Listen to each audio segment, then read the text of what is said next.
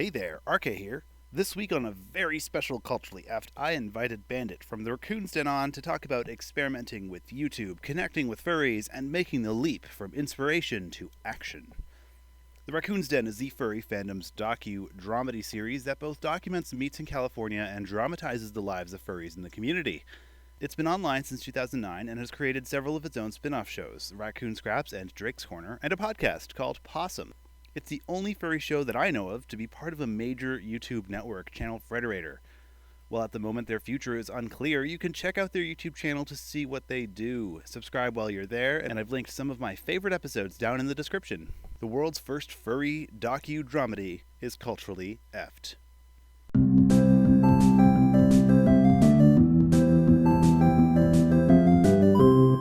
I joined the fandom in 2006, and I didn't go to any social gatherings until 2010 in February, and the first meet I went to was the Pranson Skill Tear, and I wasn't brought there by anybody. I went there on my own. A friend told me about it like the year before, but I was like, nah, I'm too young, I don't think I can really go. My folks weren't going to let me go anywhere at that point, especially for like hours at a time, unless it was like school related.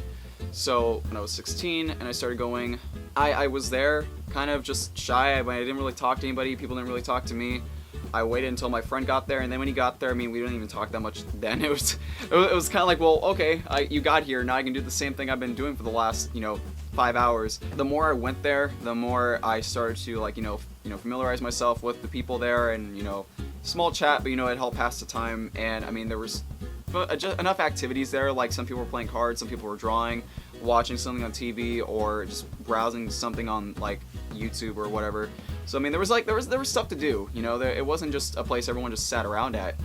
I made friends there. I started going, and when I started going there, that felt like more of a safe haven for me than just anywhere else I was generally going.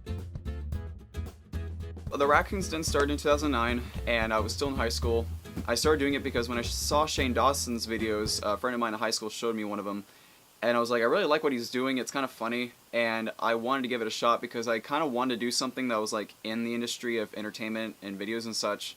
Not to be like the most popular person or anything, or like a main focus, but kind of like a host of something. They're not necessarily like the biggest deal of what the program is, they're just there to kind of walk you through it. That's what I wanted to be. It's something I wanted to get into, and I figured that if I started doing it on my own and like working on videos and such, it would probably help me become more comfortable with myself. But when I started going to the events and such, that's when I started becoming more comfortable with myself.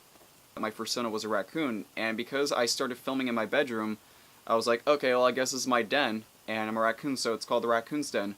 So that was really just how that title even happened, and I figured, got like permission to use like this a picture of a raccoon holding a globe, and I used that for a while, and then got sick of it, and then we found another logo to use, stylized it, the colors, and just trying to go with the, the look that fits the name, mostly. Castle Park proved that to be so in 2000. I've always been at events with, like, the crappiest camera that I even have, because, I mean, the one that I run right now, which is a Canon Rebel EOS T3i, I didn't have that from the beginning. Like, that was something a friend gave to me and told me to stop using the point-and-shoot camera. I've been using it, the kit lens, I mean, everything like the starter stuff, just I haven't really upgraded anything there because it's like, well, it gets the job done. I'm just happy that I even have this camera to even work with, or the other cameras I used to use. I'm just happy I even had a camera to work with, so I was just happy with it. For me, it's always been about improvising. I kind of have the financial means to get into like more professional tools if I really wanted to, but I'd rather save it for more important things, actual expenses that really matter. So usually what I've always done is I've used what I have on me already. And I want everyone to know that if you don't have a lot of equipment or a lot of programs to work with, if you know how to really tweak a program to like give you what you want, or at least as close to it as you can, stick with that until you're absolutely ready and have the time to invest in something else, because if it works for you time and time again, there's really nothing wrong with that. I mean, if people want to look down on you for whatever program you're using just because it's not like up to their standard of professionalism, whatever, don't worry about that. It really doesn't matter, because at the end of the day, if they're giving you trash over it because they're using like Adobe Premiere and you're using Windows Movie Maker and they're giving you crap over it, well, obviously they're probably upset because they didn't know how to make that work for them the way you could. If you can learn to improvise and be resourceful, definitely get into the habit of doing that. Don't be ashamed of it. It's absolutely fun to do, because then you're like, wow, didn't know I could actually pull that off, and you can also pass on to other people, and it helps them have an easier time with it too. So it's really great to experiment and improvise and be resourceful, which I think that's speaking more into why I'm a raccoon, because I tend to just take with what I have and make whatever I can work with it. Be prepared. That goes for a lot of things. Being prepared, like be prepared to do what you want to do, like have everything set up. Be prepared to make a plan B in case things don't go so well. Try not to be so nervous about it.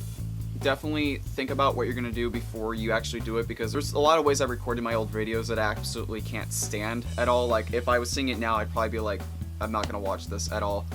But I would also just suggest, like, be yourself, be comfortable before you do it, because it's really awkward if you're not comfortable and you're forcing it, which I did quite a few times. And if you're hesitant, I mean, don't let that hesitance like stop you, because for a lot of people, what they're doing now, a lot of great artists, they probably were hesitant at one point too, because they weren't sure if it would really get anywhere or if it was really right for them, because they may have struggled for a while. But hesitating is, yeah, don't do that. Just give it a shot, and if it doesn't work for you, I mean, there's a ton of other things to do, so I would probably just, yeah, be comfortable, be yourself, and don't hesitate, and do a little trial and error too. That always helps. We got a Hey, hi friends.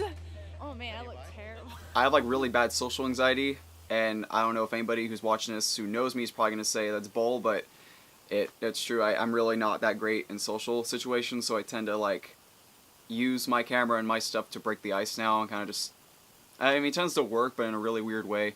Yeah, I tend to stick with people I'm extremely comfortable with, because I tend to know when I'm like not feeling well, I'm really not having it, and they know how to like calm me down, or just be like, hey, let's let's walk it off and whatever. So I tend to just talk to the people I keep in my group.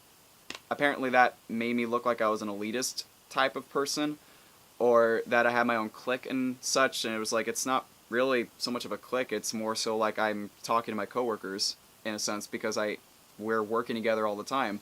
It's either because they don't know who I am and they don't understand where I'm coming from, and I can't always help that, and then sometimes it's just based on rumors and bias. And to me, at this point, if people are that quick to go into it, I kind of just don't bother talking to them.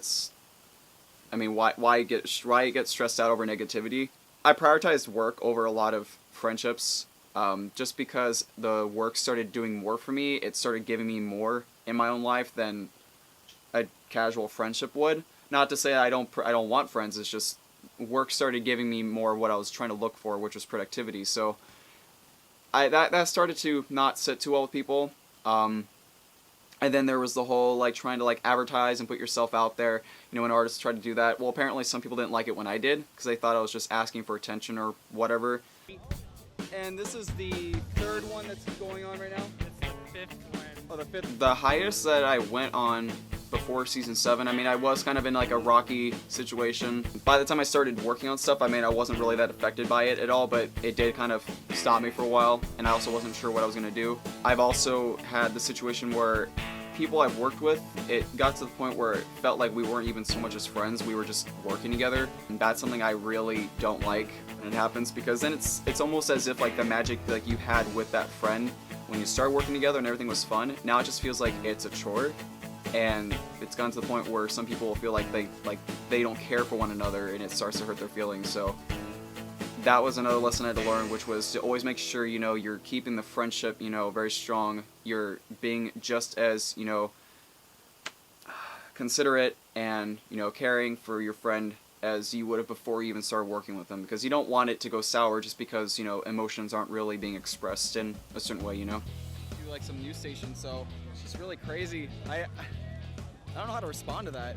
This year has a lot of really what you usually see is not there's more than meets the eye, is what I would probably say for others I could take from it, because that's what the current season is about. We're trying to like dive into the personal lives of numerous people in the group, and it kind of just shows you a little bit of contrast of like how life really is for people in the fandom.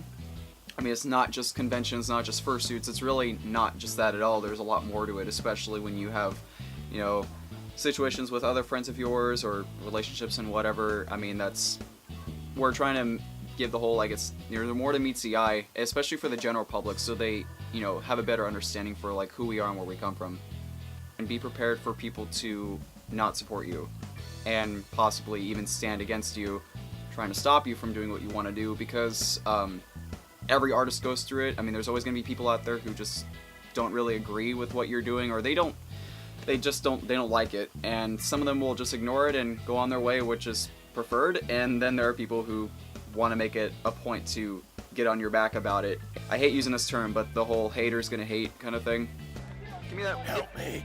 How you doing? I'm doing pretty good. Oh, simple thing. I kind of want to get back into doing music. The last person I was doing music with was Andre Abreu, or Flash on the Raccoon's Den, and I had a lot of fun with that, so I'm hoping to get back into working with him and doing some stuff on my own as well, because I liked doing it. It felt more expressive than the Raccoon's Den did. We are not really sure if we're going to actually be able to renew for an 8th season right now. I mean, things are a little rocky, so we'll find out in the near future if that's happening. I want to also like get involved in other video projects, like help other people out with their stuff, or like be part of another team for a little while, just kind of like expand my horizon and do a little bit more of myself. I kind of wanted to start working on a different type of series, but I had wanted to do that like years ago and it didn't happen, so it's probably not going to happen right now. I'm also thinking of trying to take a little bit of a break from productive stuff, just because I want to socialize more with the community, kind of like go back to how I used to be before I got way too, you know, absorbed in my own work. So try to improve my friendships with people here, because I mean, everyone in the fandom was kind of there for me when I didn't really have much going on, so I kind of want to like keep it cool with everybody, you know. Hey, this is Bandit from the Raccoon's Den, and this has been an episode on experimentation on Culturally Left. Hi, I'm Rusty, and these are our wonderful fans. We here at Culturally Left love our fans, and if you want to become a fan of Culturally Left, check out patreon.com/culturallyleft, because one of our perks is we transform you into a fan. This is one of our older ones. They've been with us for a long time. Oh, so cool. You too can be cool like a fan and have air be blown right through you by one of these beautiful people. Don't forget to like, share, and subscribe to Culturally Left. And become a fan. Become a fan and cool us off.